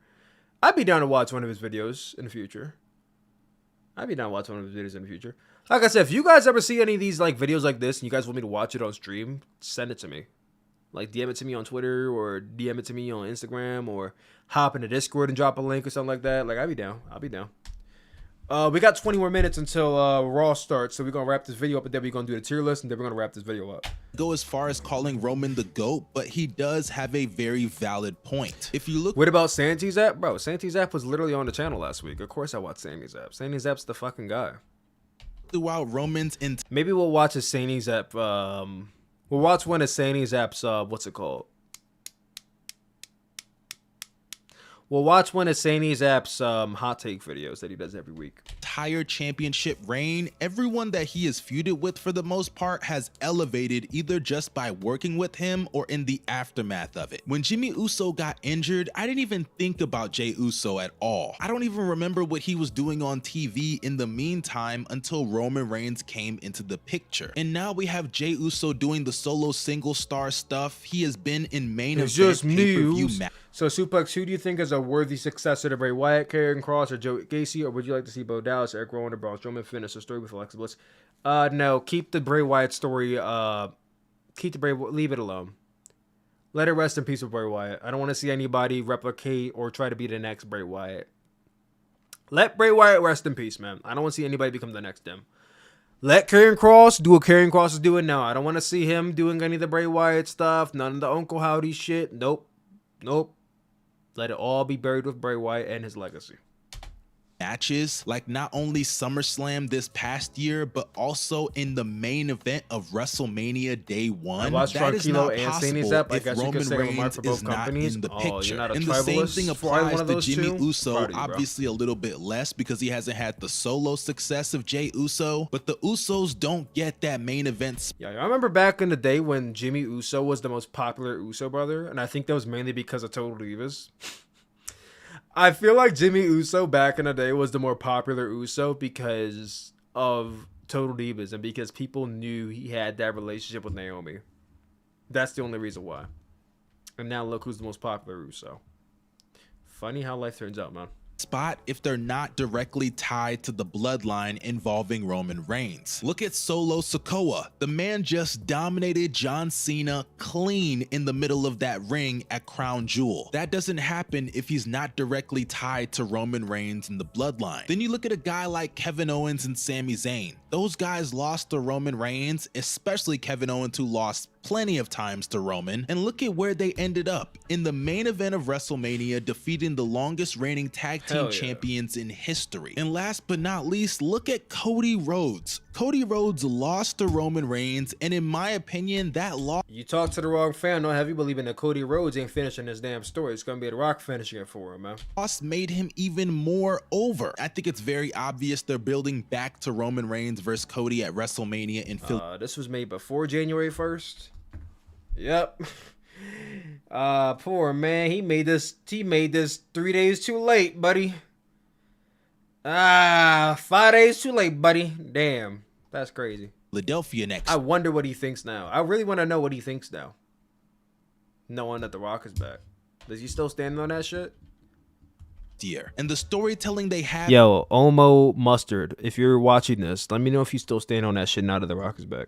For that match is a whole lot better than what they had the first time. The first time, the history really wasn't there between those two, and now because they have the history, that's a lot better for this match. And on top of that, Roman has become more of what he's hated over the last year, and this time it really does look like there are legitimate cracks in the bloodline, which feeds into the Cody Rhodes promo that he told him beforehand in their first WrestleMania match buildup. The whole thing about Roman being a chief without a tribe. And even if you just watch the shows now versus right before that match at WrestleMania, Cody is a lot more loved by the fans. I mean, think about it. Going into Mania, there was the question of if the fans were going to turn on him in favor of Sami Zayn. Now, that wouldn't even be a conversation when it comes to Cody Rhodes. And it's a testament to not only Cody himself, but also Roman Reigns, because in his matches and his feuds, he elevates people to a different level, even if they're going to lose to him. And that is the mark of a true great champion.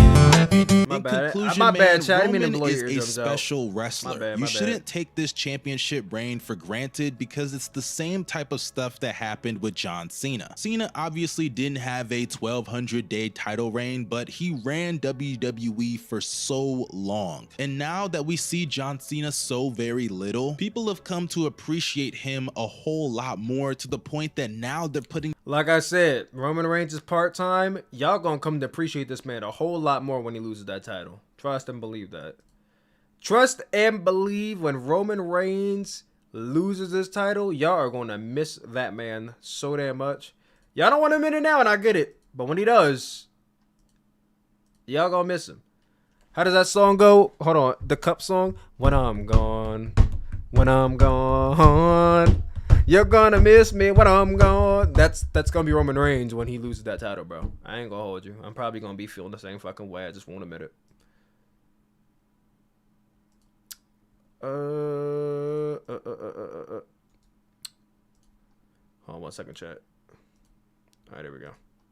Him in let's wrap this conversations. Meanwhile, if you go back to those old shows, Cena would get booed out of buildings on a lot of nights. You truly don't appreciate what you have until it's gone, and that is the epitome of what I'm seeing with Roman Reigns over the last couple of months. Roman is a legitimate draw. Him not being on the shows every week makes him feel a whole lot special, especially considering he hardly wrestles on free TV. And that's proof in the ratings and numbers. We just saw the release of the highest rated segments over the last year, and a majority of them featured Roman Reigns at the top. He's a legitimate draw, he's a needle mover, and that's not just a catchy slogan that he throws out there, it's backed up by real facts. But those are just my opinions. If you disagree with me, Omo Mustard, let me know down below in the comment section. I'm always open. Oh man, what did you guys think of the video? Do you agree? I don't know, but I do know one thing. It's time for this tier list, man. It's time for the tier list. Hold on 1 second, chat. Let me get this shit together. Let me get my shit together.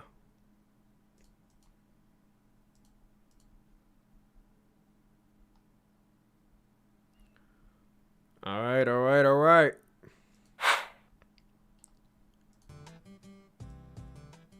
All right, guys. So, as I said earlier, we're going to be doing a tier list here.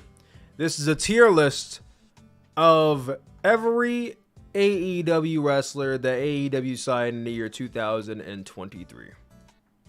So here we got the signings. We got Nigel McGuinness, Taya Valkyrie, Stu Grayson, Sky Blue, Katsuri Shibata, Will Ospreay, Roderick Strong, Nick Wayne, Mark Briscoe, Jay White, Aussie Open, collectively, Commander Mariah May, Adam Copeland, and Kota Ibushi. Why can't you stream Raw? I mean, I can stream Raw. I'm just not going to stream Raw because I want to watch it. And I also just want to do a pre-Raw stream and see how that does. I want to experiment and see how these work, how these goes. I want to experiment with streaming at different times because I am planning to stream more this year, and with that comes experimentation. So experimenting with streaming at a different time. So we have a tier list here. And I didn't really have time to edit the tier list.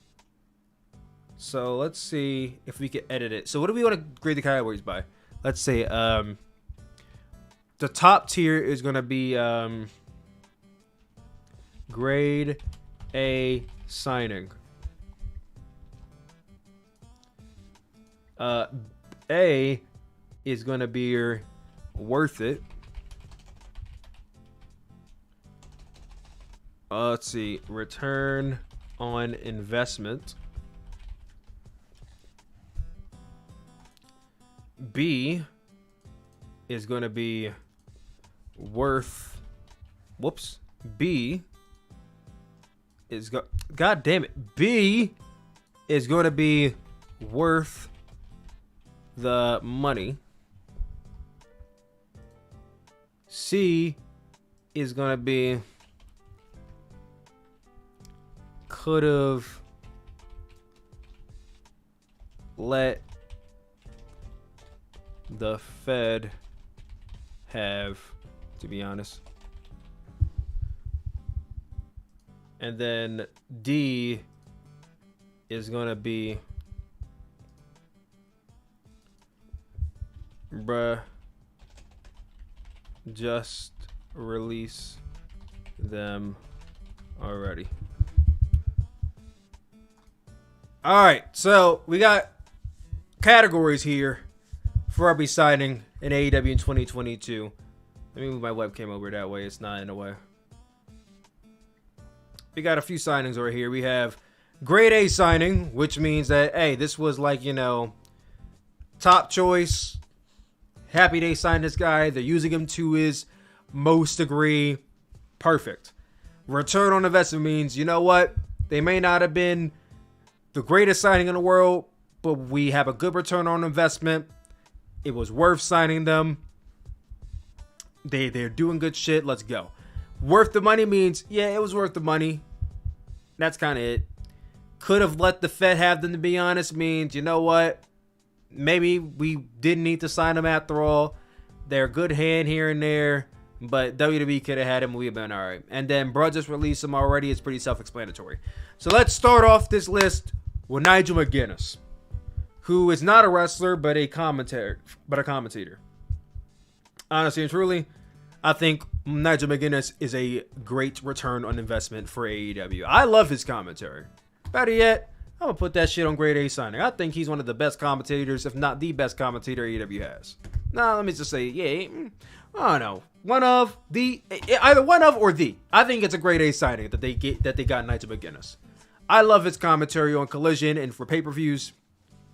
I think he's one of the best fits for the job. Taya Valkyrie. Okay.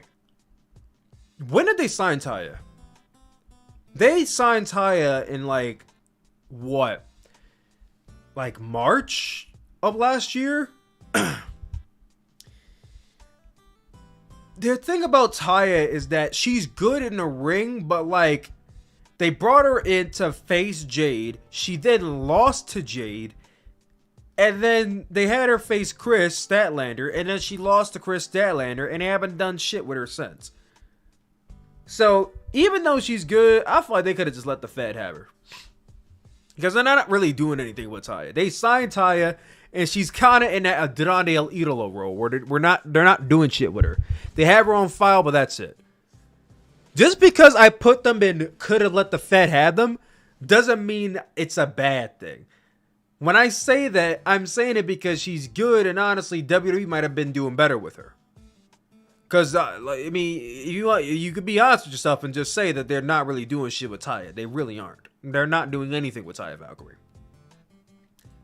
Let me collapse this chat a little bit. It's kind of in the way. Anyway, we can leave right there. It's fine. Right there. It's fine. All right, Stu Grayson. I ain't gonna lie, I don't really know why they brought him back in the first place, because they're not using him for anything, so they go ahead and release him again. And maybe he can go somewhere where they will use him.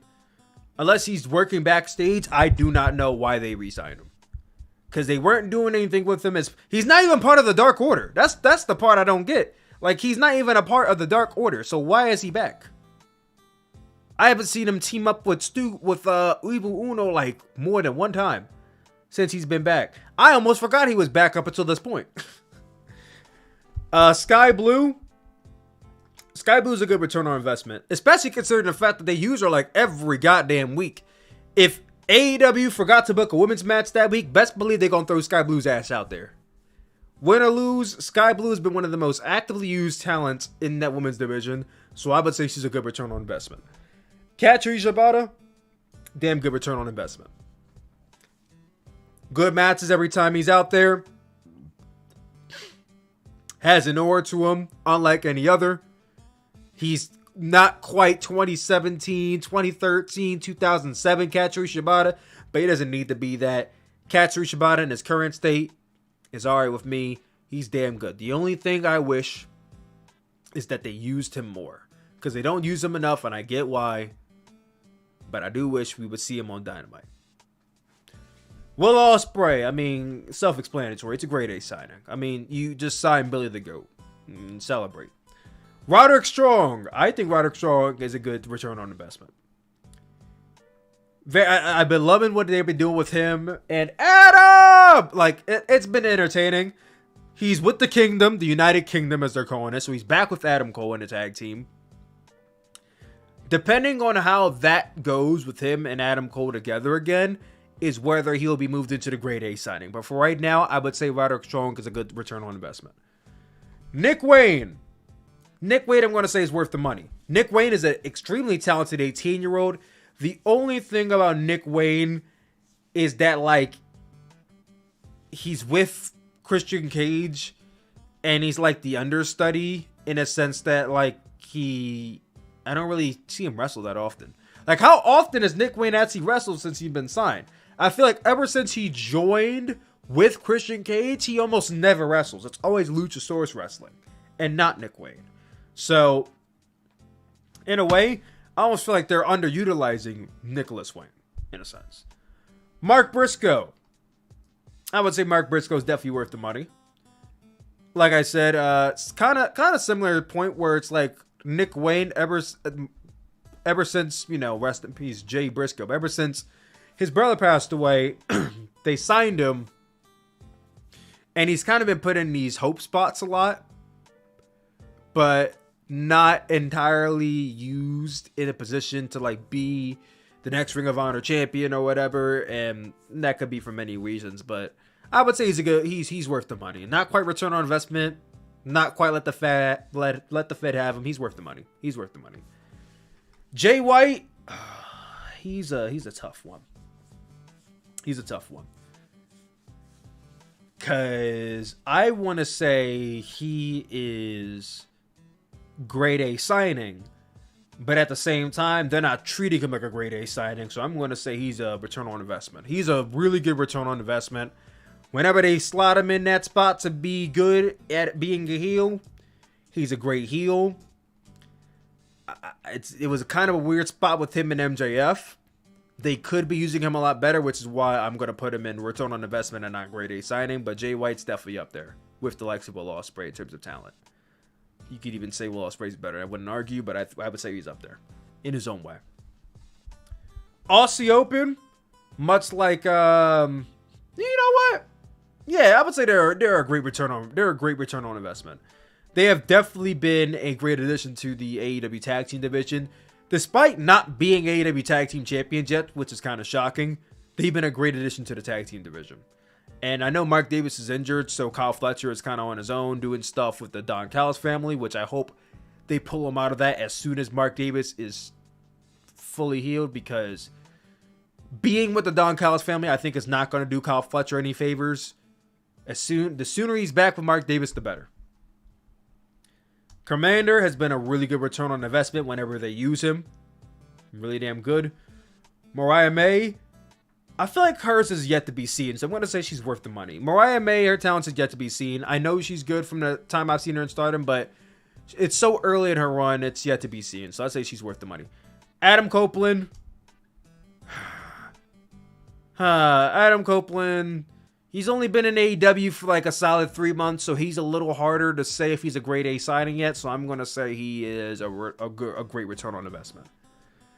Oh, no, not just saying let the Fed have him. That's crazy, y'all. That's crazy. Don't say let the Fed have Copeland. Don't say let the Fed have. I'm sure all the tribalists out there really want Ed to still be in WWE. But you know what? Adam Copeland's a great return on investment. Kota Ibushi, you know, damn, you know, it really sucks to say this because that's my Japanese go and everything, but I think it might be time to release Kota Ibushi at this point. I think it's time to release, bro. He has not had a single good match since he's returned. He has had a single good match in AEW. He ain't had a single good match overseas since he has been gone. And a lot of that is due to the fact that he has been injured this whole time and has not allowed himself to heal up. If you're not going to allow yourself to actually heal up, then please stay your ass out of the ring because you're embarrassing yourself. What I saw from Ibushi against Naomichi Marufuji was embarrassing as a Kota Ibushi fan. That was embarrassing to watch. And I hope to never see that ever again. He's online apologizing for his actions. Like, you don't have to apologize. You know, as a fan, you know, I love you and we all love you. But, bro, please heal up and repair yourself. Get better. Why are you, what do you have? You have nothing to prove to be in the ring.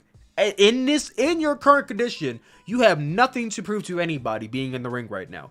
But he still chooses to do it, and his matches are ass. So it's hard to feel bad for somebody when they're actively choosing to put themselves in positions to hurt themselves.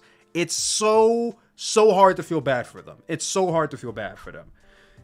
But at the same time, Tony Khan is the one who signed the check. Tony Khan is the one who signed them, and Tony Khan signed them knowing his condition.